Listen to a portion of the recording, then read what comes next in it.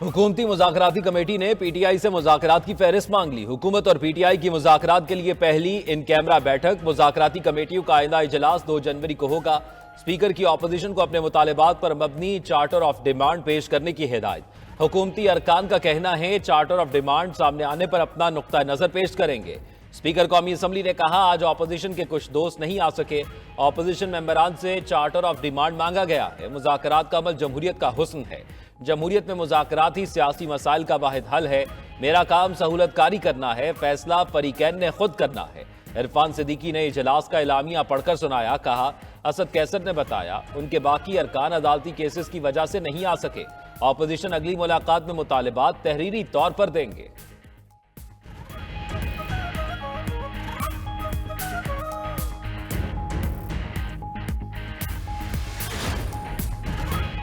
हुकूमत ने बानी पीटीआई से मुलाकात कराने का मुतालबा मान लिया। जुडिशल कमीशन का मुतालबा भी किया है। रहनुमा पीटीआई असद कैसर ने कहा कि चार्टर ऑफ डिमांड 2 जनवरी को पेश करेंगे। सरबराह सुन्नी इत्तेहाद काउंसिल का अपने एजेंडे से पीछे न हटने का ऐलान। साहबजादा हामिद रजा कहते हैं कि हमारे मुतालबात सियासी असीरों की रिहाई और जुडिशल कमीशन बनाना है। सियासी असीरों की रिहाई में बानी पीटीआई की रिहाई सरे फहरिस्त है। बानी पीटीआई को हर मामले में एतमाद में लिया जाएगा।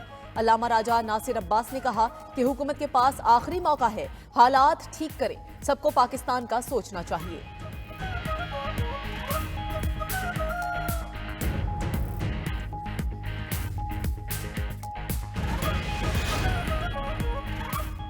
अभी तो शुरुआत है, मिल बैठकर मुज़ाकरात के टीओआर्स तय करेंगे। हुकूमत जब भी मुज़ाकरात की बात करती है तो दूसरी तरफ से ट्वीट आ जाता है। नायब वज़ीर आज़म इसहाक डार की गुफ्तगू। राना सनाउल्लाह ने कहा, सियासी डायलॉग ही रास्ता निकालने का तरीका है।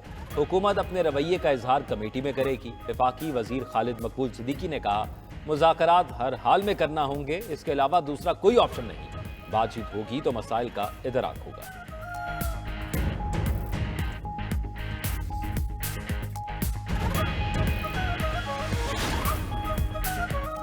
सियासत ही मुल्क को बचाएगी। मुज़ाकरात पावर्स में होते हैं जो हुक्मरानी कर रहे हैं, उनसे मुज़ाकरात होने चाहिए। साबिक सदर आरिफ अलवी की पिशावर में मीडिया से गुफ्तगू। कहा, हमारा मैंडेट वापस किया जाए, नए इंतखाबात कराने हैं तो इसकी तारीख दी जाए। बानी पीटीआई और हमारे कारकुनान को रिहा किया जाए। अपोजिशन लीडर उमर अयूब बोले कि हुकूमत सियासी असीरों को फौरी रिहा करे। इलेक्ट्रॉनिक वोटिंग मशीन के जरिए दोबारा शफाफ इंतखाबात करवाए जाएं। जब तक आईन और कानून की बालादस्ती ना हो, मुल्क तरक्की नहीं कर सकता।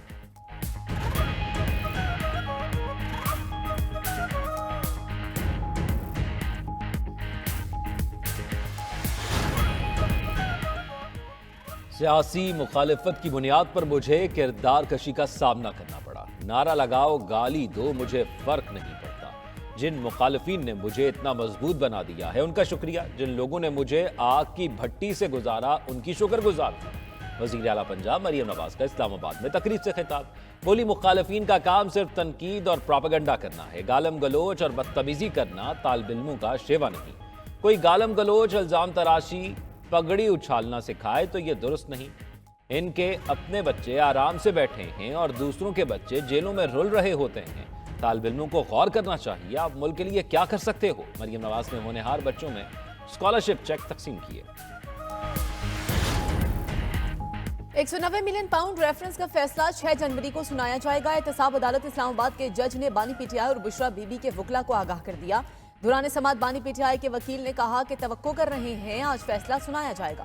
जज नासिर जावेद राना ने रिमार्क्स दिए, अभी फैसला लिख रहा हूं, छुट्टियां आ गई हैं, फिर लाहौर में ट्रेनिंग भी है, फैसला आज नहीं सुनाया जाएगा। अदालत के बाहर मीडिया से गुफ्तगू में चेयरमैन पीटीआई बैरिस्टर गौहर ने कहा, 190 मिलियन पाउंड स्कैंडल केस का फैसला मौखर कर दिया गया। बानी पीटीआई को इस केस में बरी होना चाहिए।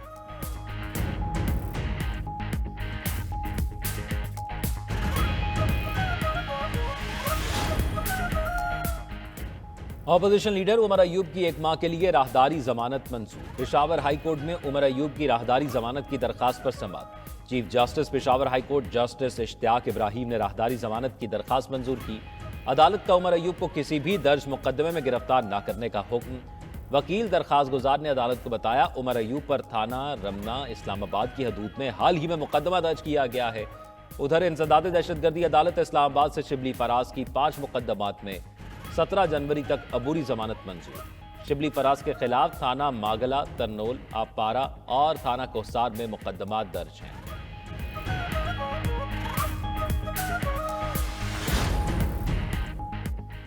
इस्लामाबाद के हल्का NA 46 के लिए भी हुक्म इम्तना जारी। इस्लामाबाद हाईकोर्ट ने आमिर मुगल की इलेक्शन पिटीशन की हद तक भी इलेक्शन ट्रिब्यूनल को कार्रवाई से रोक दिया। चीफ जस्टिस आमिर फारूक ने आमिर मुगल की दरखास्त पर समाअत की।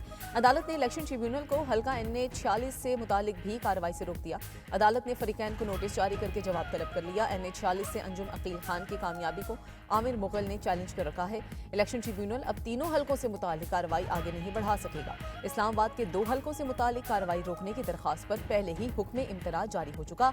इलेक्शन ट्रिब्यूनल में इस्लामाबाद के 3 हलकों से मुतालिक केस की समाअत कल होना थी।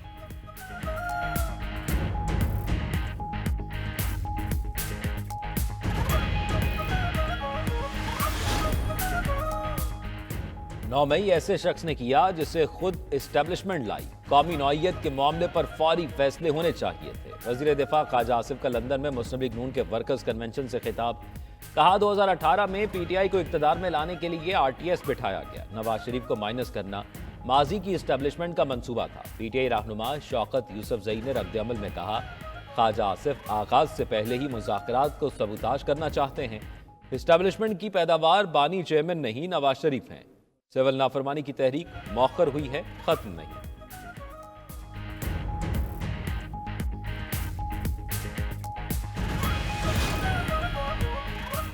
सदर मुमलिकत आसिफ अली जरदारी और वज़ीर आज़म शहबाज शरीफ की आज शाम मुलाकात का इम्कान। ज़राए के मुताबिक मुलाकात ऐवान सदर में होगी। पीपल्स पार्टी रहनुमा भी मुलाकात में शरीक होंगे।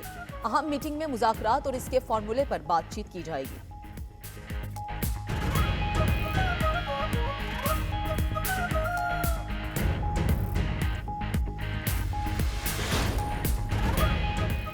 मराचनार में मेन रोड की बंदिश का 76वां रोज। इलाका मकीन मसाइल के गिरदाब में फंस गए। इलाके में दालों, घी, चीनी और दीगर अशिया खुर्दनोश की शदीद किल्लत। पेट्रोल नायाब, तंदूर और रेस्टोरेंट बंद हो गए।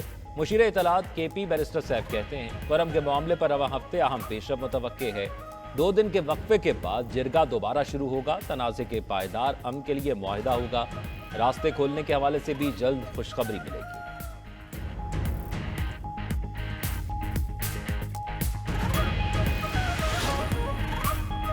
पाराचनार में क़याम अमन सूबाई हुकूमत की जिम्मेदारी है। पाराचनार में अमन के लिए तमाम स्टेक होल्डर्स को अपना किरदार अदा करना होगा। इस्लामाबाद में मीडिया से गुफ्तगू में गवर्नर सिंध कामरान टिसोरी ने कहा, उम्मीद है दोनों फरीकैन में जल्द मामला तय पा लिए जाएंगे। पाराचनार में फरीकैन के साथ बैठने को तैयार हूँ। पाराचनार में ग़ज़ाई क़िल्लत के मसले से भी फौरी निमटना होगा। वफाकी वज़ीर खालिद मकबूल सदीकी बोले कि गवर्नर ने आईनी ओहदे को अवामी खिदमात में तब्दील किया।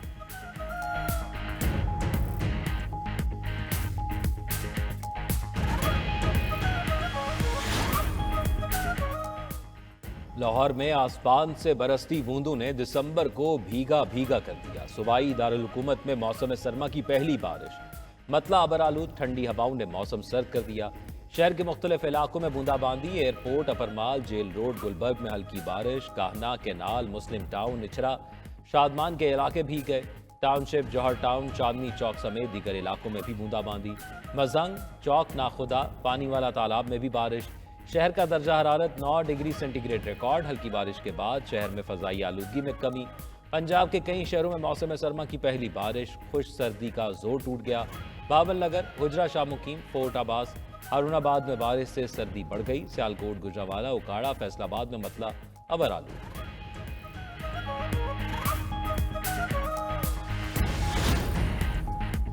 एबटाबाद के सयाहती मुकाम गलियात में बर्फबारी का सिलसिला शुरू। एबटाबाद के सयाहती मुकाम नथिया गली, अयूबिया, छांगला गली और इर्द गिर्द बर्फबारी के हसीन नज़ारे। बर्फबारी का सिलसिला शुरू होते ही सयाहों ने भी गलियात का रुख कर लिया। गलियात डेवलपमेंट अथॉरिटी का कहना है कि मुख्तलिफ पॉइंट्स पर सयाहों को गाड़ियों के लिए फ्री चेन मुहैया की जा रही है। उधर मलका कोसार मरी में भी बर्फबारी का आगाज हो गया। हर तरफ बर्फ की सफेद चादर बिछ गई। मुल्क भर से आए सयाहों के चेहरे खुशी से खिल उठे।